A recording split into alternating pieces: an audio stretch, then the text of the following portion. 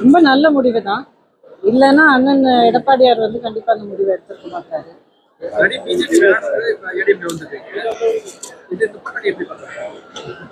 அதுக்கு இதுக்கு சம்பந்தமே இல்லை. ஸோ கண்டிப்பா இது ரெண்டுமே முடிச்சு போடுறதுக்கு வாய்ப்பே இல்லை. பிஜேபியில இருந்ததுக்கும் அங்க இருந்து வேலையும் வந்ததுக்கும் அதிமுக சேர்ந்ததுக்கும் சம்பந்தமே இல்லை. நிறைய இடைவெளியும் இருக்கு.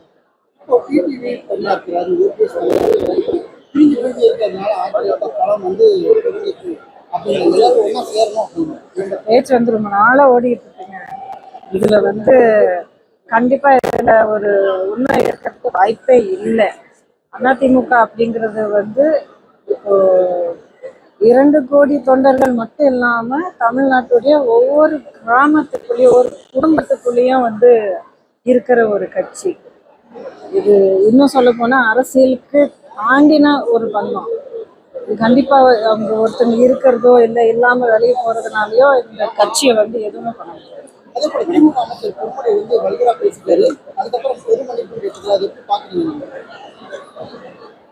வார்த்தையை வந்து பொது மேடையில ஒரு பப்ளிக் லைஃப் நல்லா தெரிஞ்சு பொது மேடையினுடைய அருமை மட்டும் இல்லை, அதனுடைய ஒரு ஒரு பவரும் தெரிஞ்சு உணர்ந்த ஒருத்தர், அவ்வளோ அனுபவம் உள்ள ஒருத்தர் அதே மேடையில பெண்களை பத்தி அப்படி ஒரு கேவலமான ஒரு இழிவுபடுத்துற அந்த பேச்சு பேசியிருக்காருன்னா, பேசிட்டேன் என்னை மன்னிச்சிருங்க அப்படின்னு சொல்றதுல அர்த்தமே இல்லைங்க.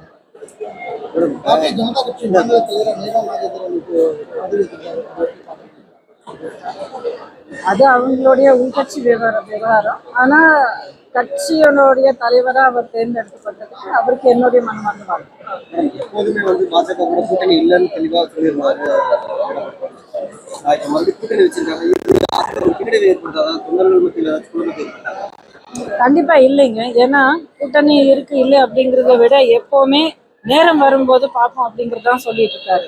ஆரம்பத்துல இருந்த அண்ணன் வந்து ரொம்ப ரொம்ப தெளிவாக எந்த விதமான குழப்பமும் இல்லாம இருக்கிற அளவுக்கு என்ன சொல்லிட்டு இருக்காருன்னா, இது வந்து திமுகவை வீழ்த்துவதற்கான ஒரு கூட்டணியாக அமையும். கொள்கைகள் அப்படிங்கிறது அந்தந்த கட்சியினுடைய தனிப்பட்ட ஒரு விஷயம். ஆனா ஒரே ஒரு ஏமோட எல்லாரும் சேர்ந்து இணைஞ்சு திமுகவுடைய ஆட்சி வந்து தமிழகத்தை காப்பாற்றுறதுக்காக அடுத்த தேர்தலில் வீழ்த்துவதற்கான ஒரு கூட்டணியாக இருக்கும் அப்படின்னு சொல்லியிருக்காரு. ரொம்ப தெளிவாக ஒரு விஷயம். இந்த விஷயத்துக்கு கூட்டணியில இருக்கிற எல்லாருமே வந்து இதுக்கு வந்து அக்செப்ட் பண்றாங்க. இந்த கட்டுப்பாட்டையும் எல்லாரையும் நடந்துக்கிறாங்க.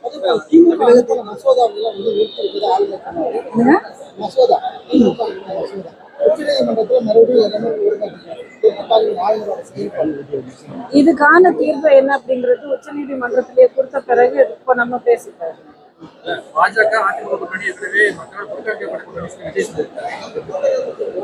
எப்படி இது 1 வருஷமா 2 வருஷமா ஒரு தேர்தலா 2 தேர்தலா எவ்வளோ ஹிஸ்டரி இருக்கு, எவ்வளோ வெற்றியும் இருந்திருக்கு. இது வந்து அவ்வளோ ஈஸியா ஜஸ்ட் ஒரு ஸ்டேட்மெண்ட் கொடுத்துட்டு பிஸ்னஸ் பண்ண முடியாது. அந்த அளவுக்கு ஒரு ஒற்றுமை இல்லை அந்த அளவுக்கு ஒரு சினர்ஜி இல்லைன்னா கண்டிப்பா இந்த மாதிரி ஒரு கூட்டணி அமைக்கணும் அப்படிங்கிறது பெரியவங்க மூத்த தலைவர்கள் வந்து இந்த முடிவை எடுத்திருக்கவே மாட்டாங்க. கட்சியினுடைய மேம்பாட்டுக்காக, கட்சியினுடைய வளர்ச்சிக்காக மட்டும் இல்லாம மக்களினுடைய நல்லதுக்காக இந்த மாதிரி ஒரு முடிவு எடுப்பாங்க தவிர வேற எந்த ஒரு சந்தேகமும் இருக்க தேவையில்லை. திமுக அரசினுடைய செயல்பாடுகள் எப்படி இருக்கு அப்படிங்கிறது நான் சொல்லி வந்து மக்கள் தெரிஞ்சுக்க வேண்டிய அவசியம் இல்லை. இருந்தாலும் ஒரு பட்டியல் போட ஆரம்பிக்கும். இன்னைக்கு வந்து விலைவாசி எங்க இருக்கு? ஆகைய அளவுல வளர்ந்துருக்கு. சம்பளங்கள் வந்து அதே அளவுல இருக்கு, வளரவே இல்லை. அது மட்டும் இல்லாம இளைஞர்கள் நீங்க குடும்பத்துக்குள்ள அடுத்த வருமானம் வந்து அடுத்த சேலரி கொண்டு வந்து குடும்பத்தை காப்பாத்துறதுக்காக இளைஞர்களை தான் பார்ப்பாங்க. பெரியவங்க எப்பவுமே படிக்க வச்சு அவங்கள வந்து ஒரு நல்ல வேலைக்கு தயார்படுத்தின பிறகு ஒரு நல்ல சம்பளம் வாங்கிட்டா குடும்பத்தை இன்னும் நல்லா காப்பாற்றணும் அப்படின்னு சொல்லி ஆசைப்படுவாங்க. இளைஞர்களுக்கு வேலை வாய்ப்பு இல்லை, பெண்களுக்கு வீட்டு தாண்டி போனால் அவங்களுக்கு பாதுகாப்பு இல்லை, வீட்டுக்கு முன்னாடி வாசல்ல விளையாடிட்டு குழந்தைங்களுக்கு பாதுகாப்பு இல்லை. இன்னும் எத்தனையோ விஷயங்களுக்கு எந்த பக்கம் பார்த்தாலும் பாதுகாப்பற்ற நிலை மட்டும் இல்லாம யாருடைய எந்த ஒரு உரிமையும் காக்கப்படலை. இது 4 வருஷம் ஆட்சிக்கு அப்புறம், 4 ஆண்டு ஆட்சிக்கு அப்புறம் இந்த ஒரு நிலைமை இருந்ததுன்னா இன்னைக்கு நான் தெளிவா என்ன சொல்ல போறேன்னா, இன்னிலிருந்து தேர்தல் வரைக்கும் அவங்க என்ன பண்ணாலும் சரி அது வந்து மக்களுடைய ஒரு ஒரு திசை திருப்பறதுக்கு ஒரு பக்கம், அதுக்கப்புறம் அவங்களுடைய கண்ணீர் வந்து ஒரு அளவுக்கு ஏதோ ஒரு பேச்சுக்காக துடைக்கிற மாதிரி ஒரு நாங்களும் இது பண்ணிட்டோம் இல்லையா அப்படிங்கிற ஒரு ஒரு ஒரு மாய கிரியேட் பண்றதுக்காக தான் இருக்கும்.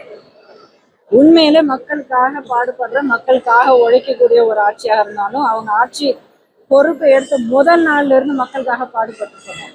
4 ஆண்டு காலமாக என்ன நிலைமைக்கு தமிழ்நாடு வந்திருக்கு அப்படிங்கிறது தமிழ் மக்கள் ஒவ்வொருத்தங்களுமே அனுபவிச்சுட்டு இருக்காங்க. 2026 ஆட்சியை வந்து மீட்டெடுக்கும் அப்படின்னு சொல்லி அமித்ஷா சொன்னாங்க. கண்டிப்பாக நடக்குங்க. எனக்கு வந்து அனைத்து இந்திய அண்ணா திராவிட முன்னேற்ற கழகத்தின் பொதுச் செயலாளர் அண்ணன் எடப்பாடியார் அவர்களின் தலைமையில இது நடக்கும் அப்படிங்கிறது மாண்புமிகு அமித்ஷா அவர்களே சொல்லியிருக்காரு. எனக்கு இந்த கூட்டணியுடைய தலைமை மேலேயும் தலைவர் மேலேயும் எனக்கு முழு நம்பிக்கை இருக்கு. மேடம், தமிழகத்தை பொறுத்தளவு அதிமுக தலைமையிலான என்டிஏ கூட்டணியோட தேர்தலை சந்திக்கும் சொன்னாங்க. ஆனா இந்த கூட்டணி தொடர்பா அதிமுக பொதுச் செயலாளர் அறிவிக்கல. இது வந்து பிஜேபியோட அழுத்தத்தின் காரணமாக தான் இந்த கூட்டணி அப்படின்னு சொல்லிட்டு எதிர்கட்சிகள் குற்றம் சாட்டியிருக்காங்க. அதை நீங்க எப்படி பாக்குறீங்க? இல்லைங்க, அதாவது அண்ணனை வந்து உங்களுக்கு தெரியும், இவ்வளவு நாளா நம்ம எல்லாரும் பார்த்துட்டு இருக்கோம். எந்த ஒரு விஷயத்துக்குங்க அவர் அடங்கி போய் அவர் வந்து இது பண்ணியிருக்காரு.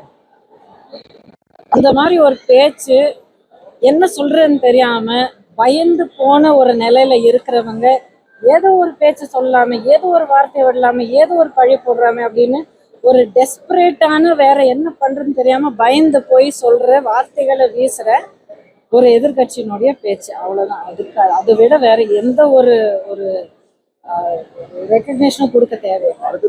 வேற ஏதாவது அழுத்தம் கொடுக்கறதுக்கான முகாந்திரம் இல்லை அப்படின்னு எப்படிங்க இருக்க முடியுங்க? எப்படிங்க இருக்க முடியும்?